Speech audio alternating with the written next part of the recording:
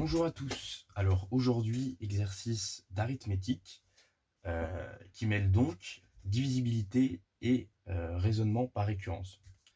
Donc on va expliquer une propriété arithmétique à l'aide du raisonnement par récurrence. Donc que nous dit la consigne? C'est qu'on va devoir démontrer par récurrence que quel que soit n dans n étoiles, on a 9 qui divise le nombre 2 puissance 2n plus 6n moins 1. Donc rappel, un raisonnement par récurrence s'articule en 3 ou 4 étapes. Moi je dis 4 parce qu'il y en a une que je trouve importante, elle n'est pas indispensable, mais c'est quand même bien de la faire. La première étape, c'est de poser une propriété. Poser la propriété. Deuxième étape, et là c'est là où on rentre dans le raisonnement, cette fois indispensable, c'est l'initialisation. Donc l'initialisation, on va juste tester notre propriété pour le premier terme de l'ensemble qu'on étudie. L'hérédité, c'est généralement, donc c'est la deuxième étape, c'est généralement l'étape la plus longue. Alors l'hérédité, le principe c'est qu'on va fixer un certain cas pour lequel la propriété marche, donc un cas qui est placé n'importe où dans notre ensemble, et on va vérifier que le rang juste après, donc le rang k plus 1, fonctionne aussi. C'est le principe de l'hérédité. Si c'est vérifié, ça veut dire que la propriété est héréditaire. Et enfin, ça c'est souvent, on la fait pas ou on l'oublie, c'est la conclusion. Donc la conclusion, ça résulte du fait que la propriété initialisée, elle est héréditaire, et donc ces deux choses impliquent qu'elle est vraie pour tout n. Donc, ça c'était rappel sur la récurrence. Alors, autre rappel, propriété arithmétique, si j'ai un nombre qui est dit divisible par n, ça veut dire que le reste de cette division est nul. Autrement dit, en termes de congruence, on pourrait dire que ce nombre est congru à 0 modulo n. En l'occurrence, là, on serait modulo 9. Mais bon, on ne va pas faire de concurrence ici. Donc, commençons la récurrence. Donc, je pose la propriété, soit Pn, c'est une propriété qui dit que 9 divise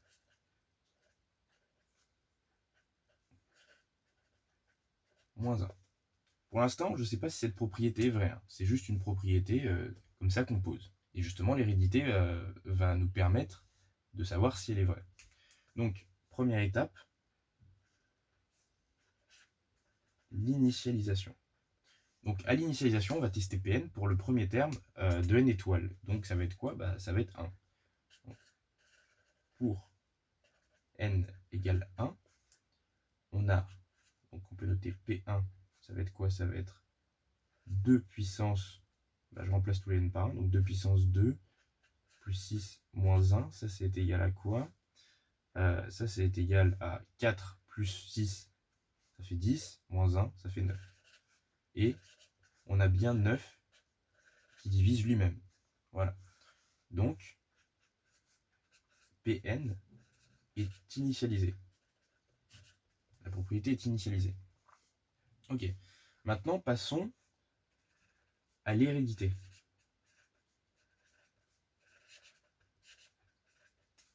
Hérédité. Alors, à l'hérédité, ce qu'on va faire, c'est qu'on va poser une hypothèse de récurrence. Alors, que je vais abréger en HR. L'hypothèse de récurrence, c'est qu'on va supposer, donc supposons, et là je fais exprès de changer le nom de la variable, parce que là c'est plus une variable, ça va être un entier qui est fixe. Donc supposons que pour un certain cas, qui est fixé, donc c'est bien important qu'il soit fixé, parce que là mon hypothèse de récurrence, c'est que je vais dire que PK est vrai, mais seulement pour la valeur K. Donc supposons que pour K fixé, PK soit vrai. Donc mathématiquement, si j'écris mon hypothèse de récurrence, ça va être que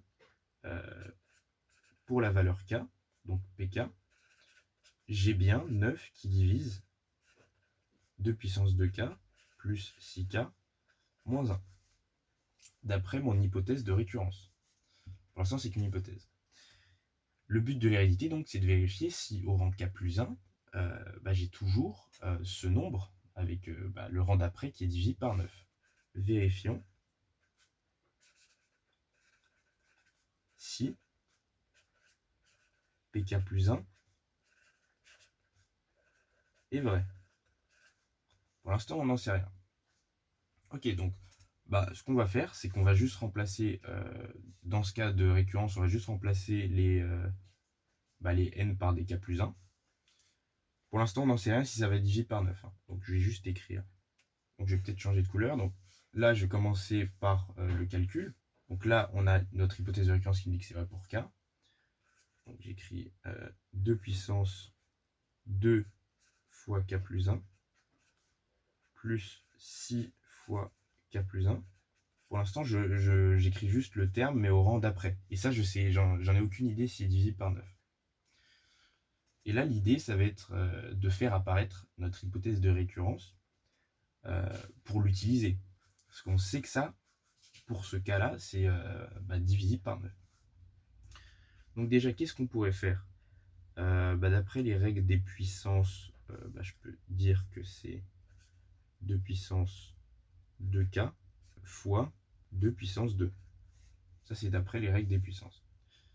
Je peux développer le 6k, donc 6k plus 6 moins 1. Ce qui me donne 2 au carré, je peux le simplifier. Donc 4 fois 2 puissance 2k plus 6k moins 1 plus 6.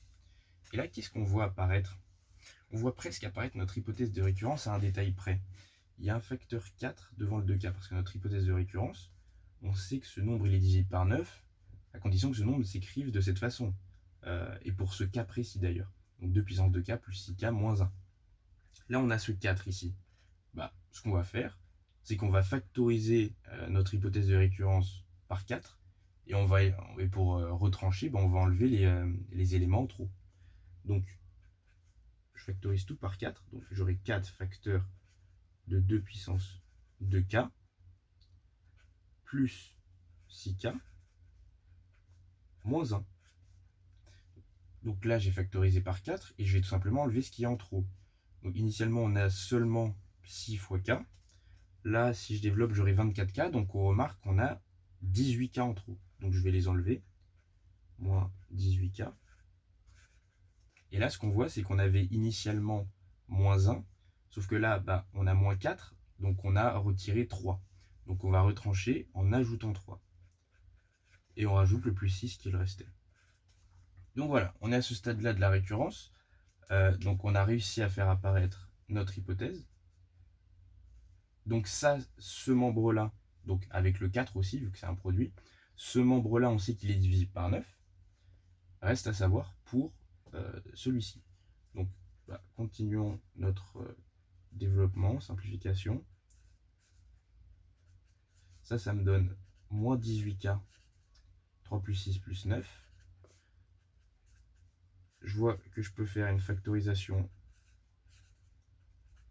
par 9. Donc je vais mettre moins 9 facteur de 2k moins 1.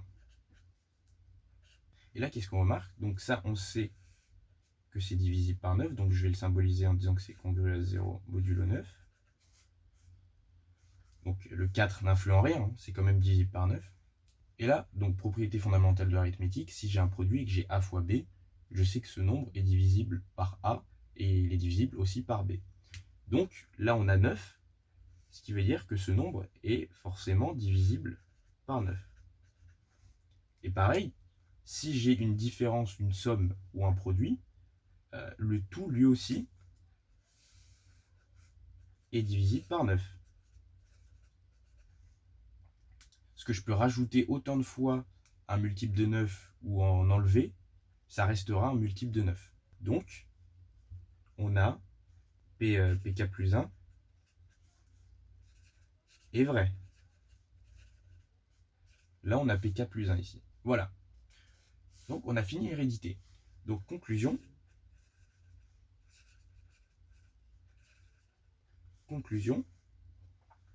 On a, là, la conclusion, il faudra l'écrire proprement. Encore une fois, je vais l'écrire sous forme de liste pour que ce soit un peu plus rapide.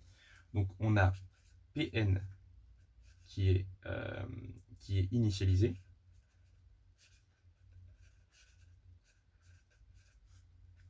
Pn, elle est aussi héréditaire.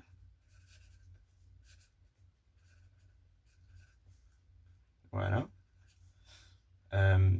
Et ces deux conditions impliquent que Pn est vrai pour tout n dans n étoiles.